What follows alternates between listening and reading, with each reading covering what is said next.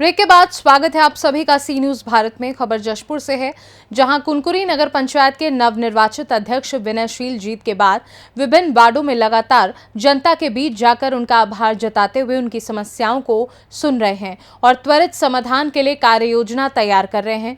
विनयशील बीते दिन वार्ड क्रमांक 7 डुगडुगिया में पहुंचे, जहां डुगडुगिया वासियों ने बताया कि पीने के पानी की गंभीर समस्या बनी हुई है।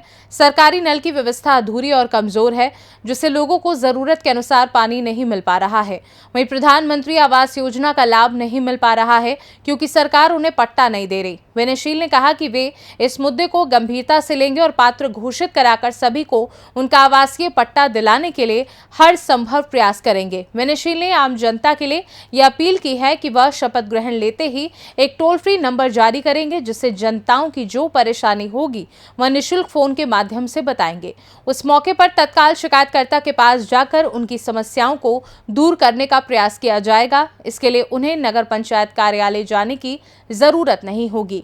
विनयशील की इस बात से मोहल्ले वासियों में काफी उत्साह देखा गया। जीतने के बाद लोग नहीं आते, मैं जीतने के बाद पहले आया हूँ, शपथ से पहले आपका काम समझने, आपसे कह के जा रहा हूँ कि काम अगर नहीं कर पाऊंगा तो आपसे गाली खाने पे आऊंगा, लेकिन मुंह छुपा के कभी नहीं पाऊंगा।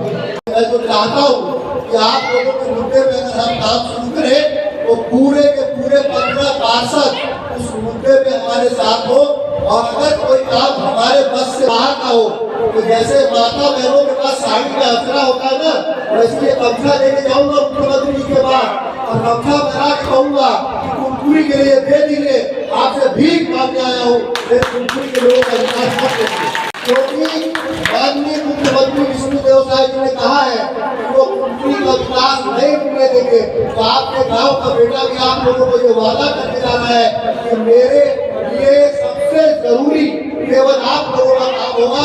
उस काम के लिए मुझे जिसके आगे झुकना पड़ेगा और उसके आगे झुकना पड़ेगा, वो काम पूरा। तो मैं अध्यक्ष बनने के साथ कुनकुरी में एक हेल्पलाइन सेंटर का उद्घाटन करूंगा, एक फोटो का जांच करूंगा पूरे कुनकुरी में, और कुनकुरी का कोई भी आदमी उसमें कॉल करके बताएगा उसके वार्ड में क्या समस्या है, और वो समस्या को पंचायत के स्तर पर जो अधिकारी उसके लिए जिम्मेदार होगा उसके साथ फायदा करके हल कराने की शुरुआत करूंगा, ताकि आप लोगों को भटकना ना पड़े। आदि जमीन है, राजस्व की जमीन है, छोटे झाड़ का जंगल है, बड़े झाड़ का जंगल ऐसे जमीन है, उसमें आप लोगों के घर बने, सबकी अलग अलग प्रक्रिया होती है।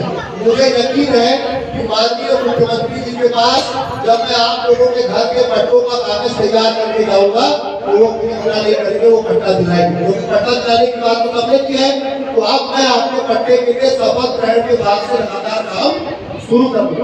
उसमें यदि मुझे आप लोगों की जरूरत पड़ेगी तो आप लोग मेरे साथ आएंगे कि नहीं आएंगे? आएंगे, हाथ खड़ा करके बताइए, आएंगे कि नहीं आएंगे?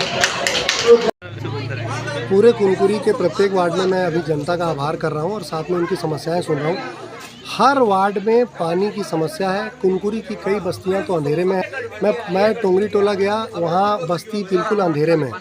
मैं डुगडुगिया आया तो डुगडुगिया कुनकुरी की सबसे बड़ी आबादी की बस्ती है। यहाँ 1093 वोटर हैं। उनके पास मैं देख रहा हूँ पीने के पानी की व्यवस्था नहीं है। जहाँ बोर है वहाँ मोटर नहीं है, जहाँ बोर मोटर है वहाँ केसिंग गलत फिट हुई है, जहाँ पानी के लिए बोर की खुदाई होनी थी वो हुई नहीं है। उसके बाद बिजली के खंभों की लोगों को दिक्कत है, नाली की लोगों को दिक्कत है, सड़क की लोगों की दिक्कत है।